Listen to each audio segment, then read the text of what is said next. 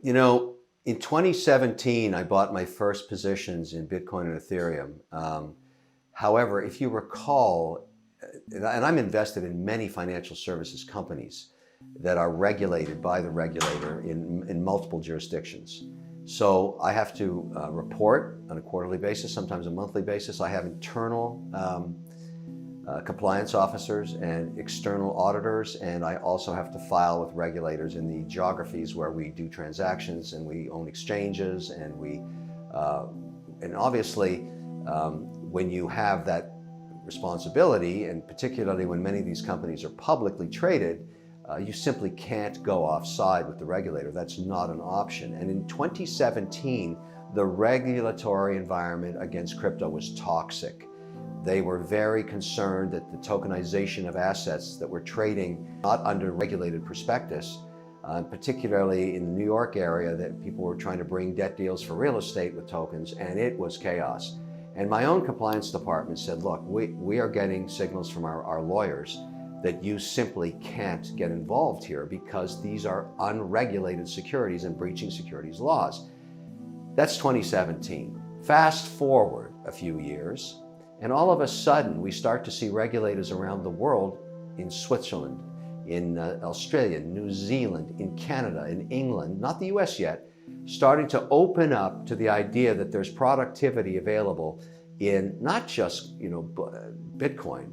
Bitcoin is one software, but also Ethereum as a transactional platform, and Polygon, and HBAR, and Helium, and Avalanche, and all of these other software projects. And so for example, in Canada, they were the first to allow an ETF, an exchange-traded fund, be traded publicly with the underlying asset being Bitcoin. Now, obviously, when I see that, I'm realizing things are changing, and I'm looking at our deal flow and saying, look, everybody, I'm a believer in, I've watched the value of my Bitcoin from 2017. It was one of my best performing assets, obviously, and Ethereum. And I said, look, we should start to explore a relationship with the regulators and find out what we can do in the different geographies. And obviously, I had a chance this weekend to talk to some of the senators here in the United States about their policy, and they're beginning to form committees to start exploring regulating stablecoin like USDC, regulating Bitcoin, regulating Ethereum.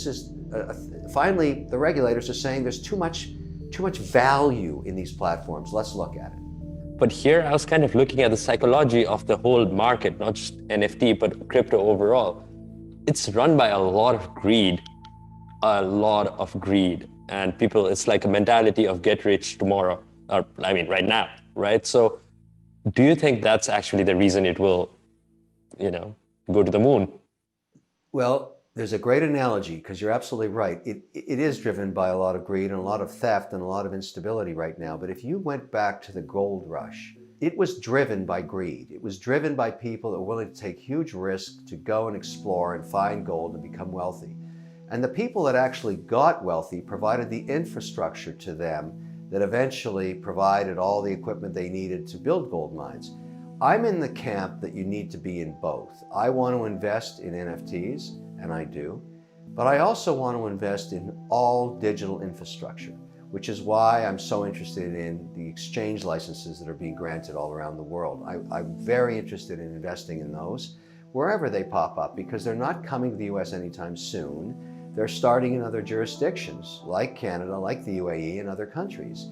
And so you have to be a bit of an explorer to understand that we're at the early phase, and greed does drive a lot of motivation. It's not going away. In other words, the genie is out of the bottle, and you're just going to have to stomach the volatility, but it has huge upside. Somehow, do you feel that kind of having a regulation is against what crypto was actually meant for? You're 100% right. The founders of this theory, and the founders of the coding, and the founders of the first capital raised had very much a decentralized mandate, and that's true. However, let's think about it collectively. All of us that are advocates of cryptocurrencies and have made investments in crypto, one of my businesses indexes for sovereign wealth funds, including where you are right now, and the Middle East, and the UAE, and they're the largest pools of capital in the world. they virtually own no crypto. The reason they don't own it is that it's not regulated, and they are under mandates, their sovereign mandates or their pension mandates, to only invest in regulated securities. Now that's the other side of the equation, because if they were allowed to, they would invest, typical mandate in a $50 billion, $100 billion fund, let me give you an example, would be no more than 20% of the assets in any one sector. So when I asked them, how would you like to index for cryptocurrencies? If they could buy Bitcoin, they would put a weighting right now on between 1% and 3% of Bitcoin. Now, when you have $100 billion under management, 3% is a ton of money. So if you want to see your Bitcoin traded $250,000 or $500,000 a coin or a token, you're going to have to let these institutions into the market. They are the incremental buyers, and they don't trade. They'll buy Bitcoin as an asset and hold it in perpetuity, which makes the whole environment more valuable. And so the reason you should pivot from the opinion, if you have the dogma of saying, I want to stay decentralized, no regulator. If they were to regulate, and the biggest regulator on earth that sets policy for most markets, financial markets, is the SEC in the United States. And that's why they're taking their sweet time and going very slowly. They know what's going to happen. Right now, those exchanges I talked to you about in Canada and the United Arab Emirates only trade two assets, Bitcoin and Ethereum. No staking, no lending, no margin. They're just starting their journey as regulators to allow to see what happens.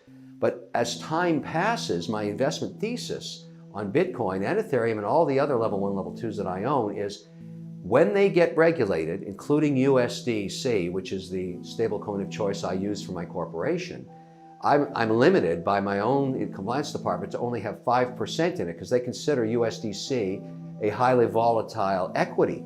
I don't think of it that way, but that's how it's regulated currently.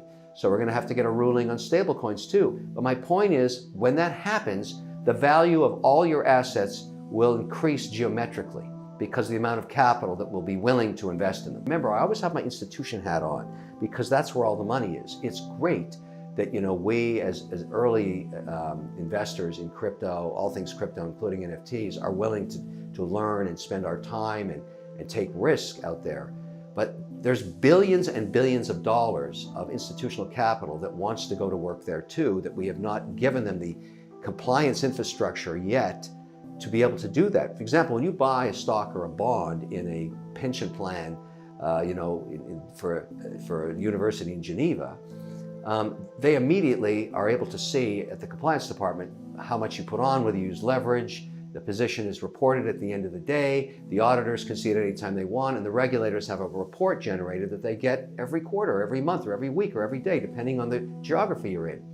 We have nothing like that in anything on crypto. You have to manually do it yourself. That makes regulators very nervous. There's no audit trail in most of these platforms. And so when I talk to institutions about NFTs, they say, well, is there some piece of software you have that we can attach to our compliance department now so we can openly buy, purchase, trade NFTs the same way we do stocks and bonds? That does not exist yet. Now, companies like FTX are working on that. At the end of the day, that's why I invest in these platforms. We're going to grow it to be institutional grade, and NFTs will continue to grow in value because the institutions, just like Bitcoin, will be willing to trade them. It's one of the most exciting areas of crypto. You are absolutely right. Huge potential.